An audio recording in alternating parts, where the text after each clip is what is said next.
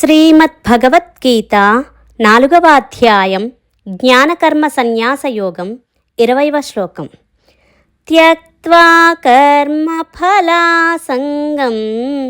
నిత్యతృప్తో నిరాశ్రయః కర్మణ్యభిప్రవృత్తోపి నైవ కించిత్ కరోతి సహా.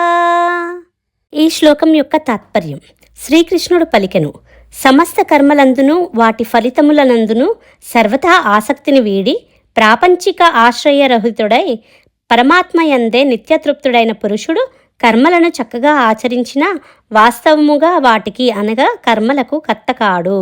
ఈ శ్లోకం యొక్క వివరణ: జ్ఞానికి కోరిక ఉండదు, సంకల్పం ఉండదు, దుఃఖం ఉండదు.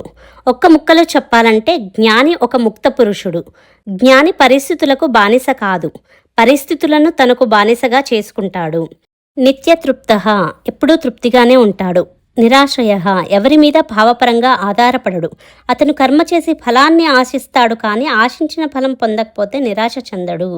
కర్మఫల సంగం త్యక్త్వా, సంగం అంటే ఆధారపడటం, బెంగపడటం, ఆందోళన చెందటం.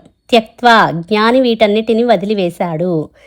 నైవ కించిత్ కరోతి సహా, ఇటు వేదాంతపరంగా కానీ అటు మానసికంగా పరంగా కానీ ఏ కర్మను చేయడు. వేదాంతపరంగా అతను కర్మలో అకర్మను చూస్తాడు, మానసికంగా దేనితోనూ బంధకత్వం పెంచుకోడు. కాబట్టి ఆందోళన అనేదే లేదు.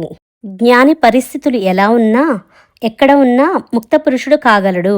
ఎవరైనా ఇటువంటి జ్ఞాని కావచ్చు అంటున్నాడు కృష్ణ పరమాత్మ. హరే కృష్ణ.